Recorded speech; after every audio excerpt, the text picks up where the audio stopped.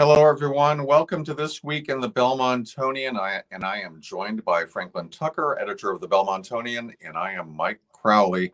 So, Franklin, I understand we have an update on the Belmont Hill parking situation.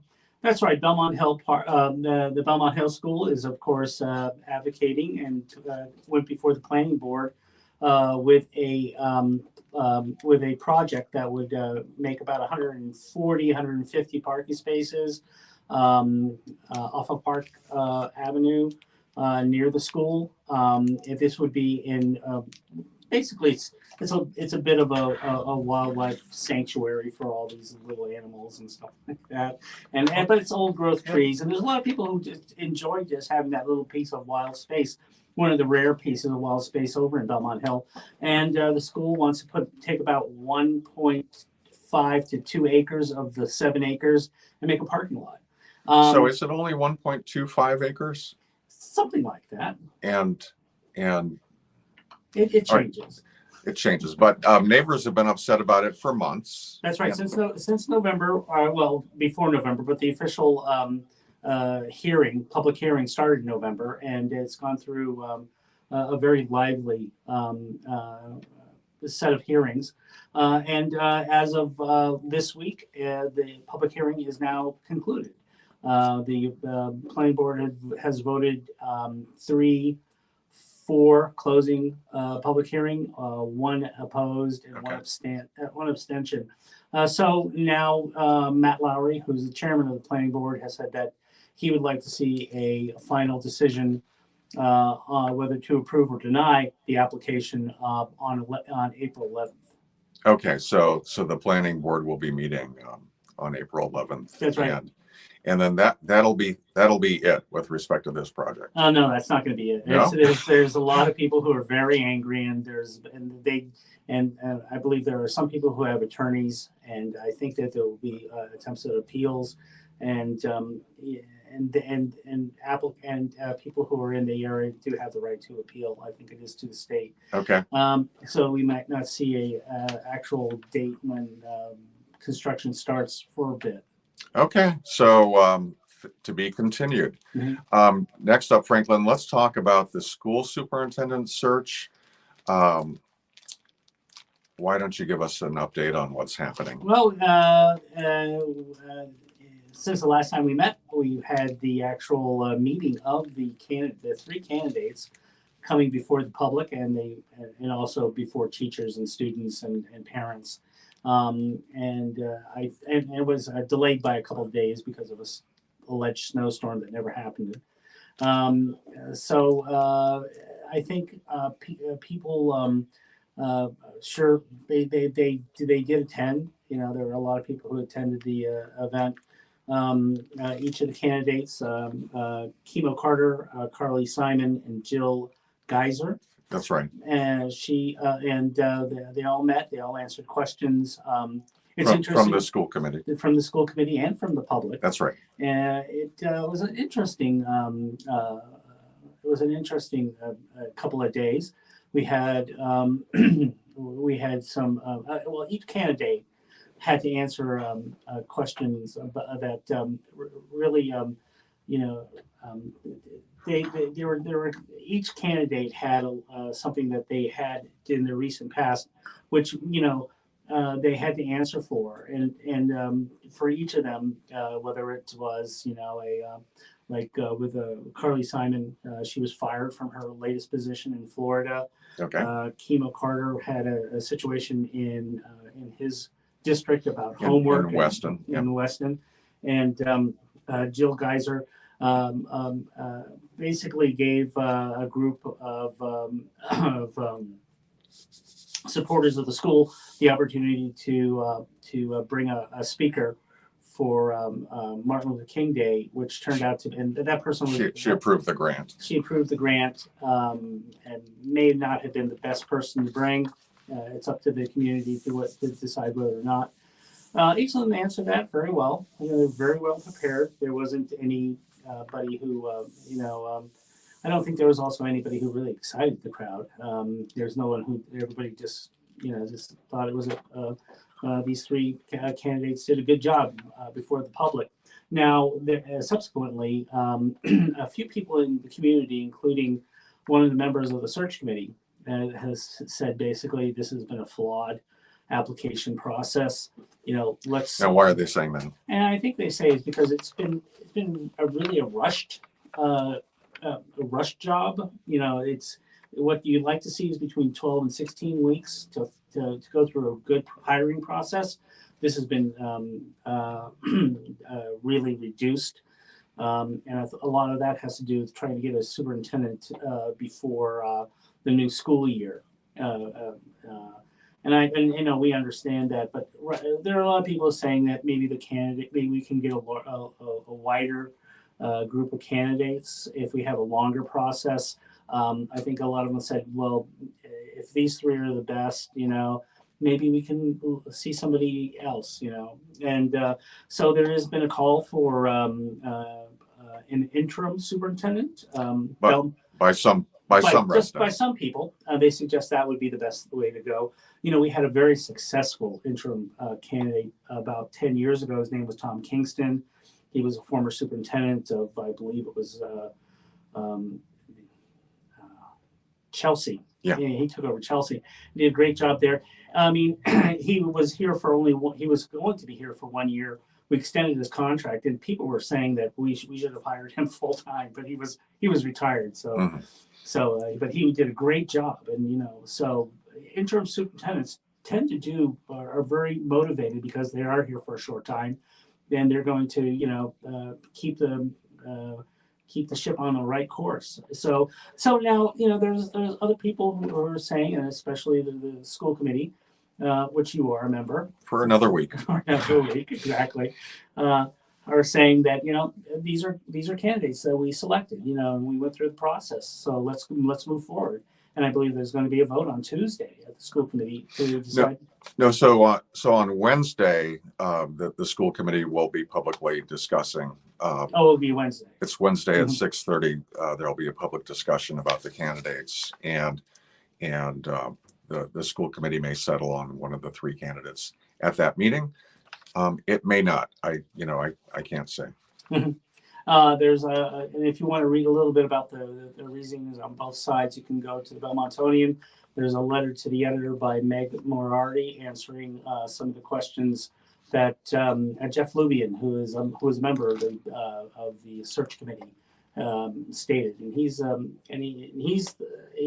come out with his basically opinion piece, said that maybe we should think again on what we have. Okay, so next up, let's talk about the budget, and in particular, what was decided this week, Franklin? Well, on Monday, the warrant committee, along with the select board, came together to decide. There's been recently Belmont received. What was it?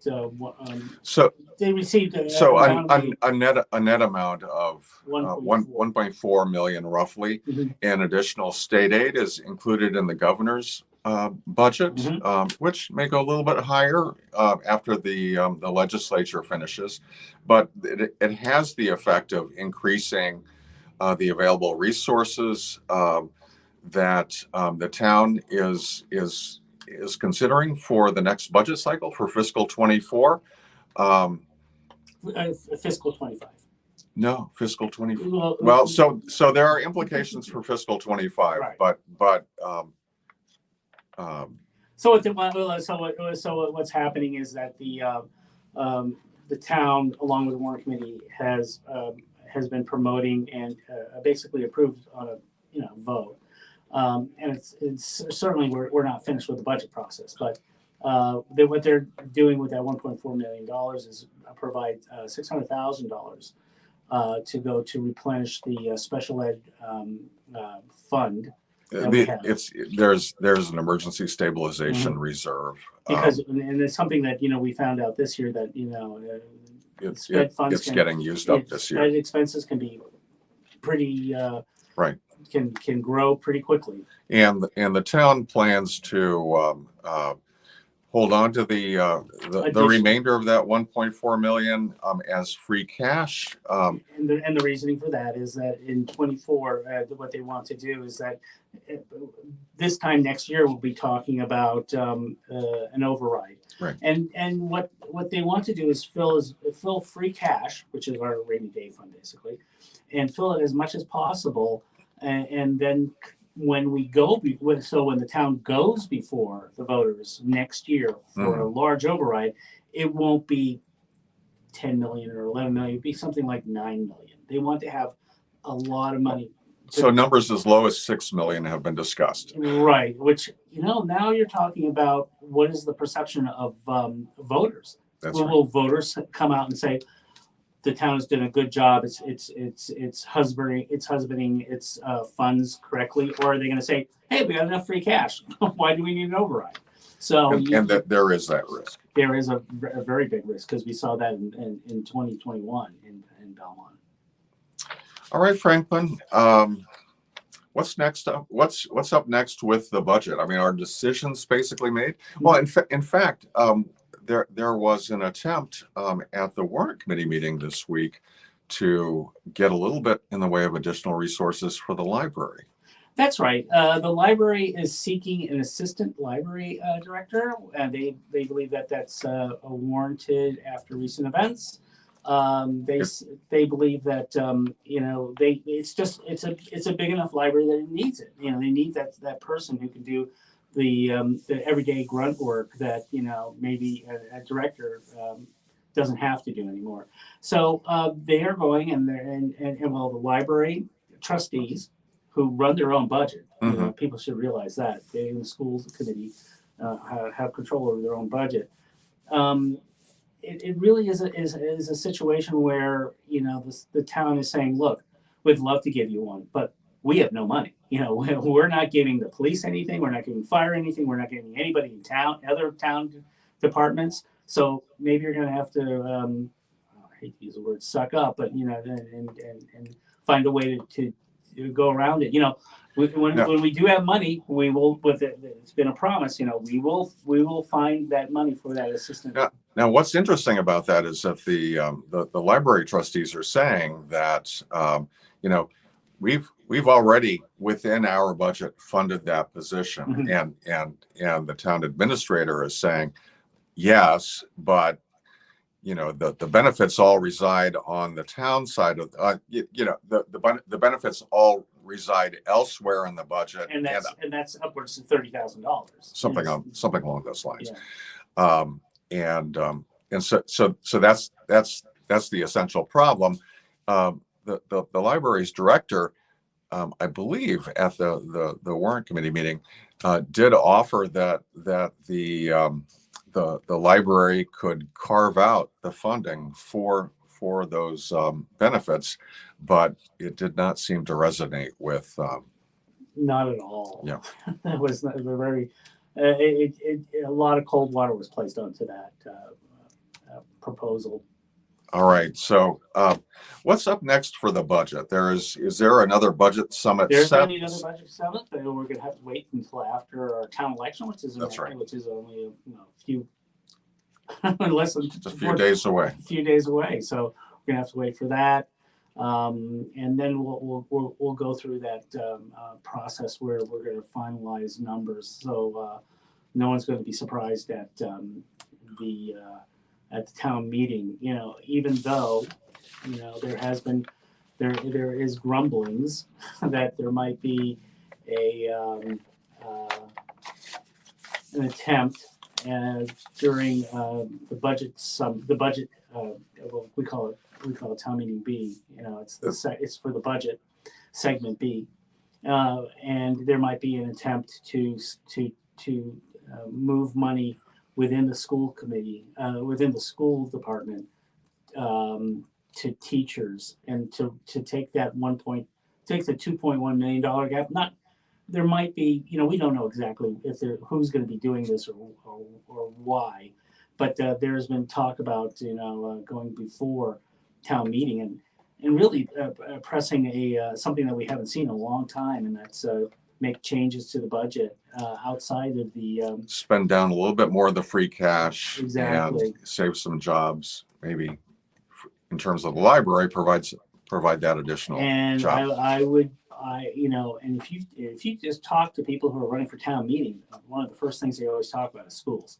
So That's you may right. have a constituency there who might be willing to listen to something like that, even though they might be fiscally,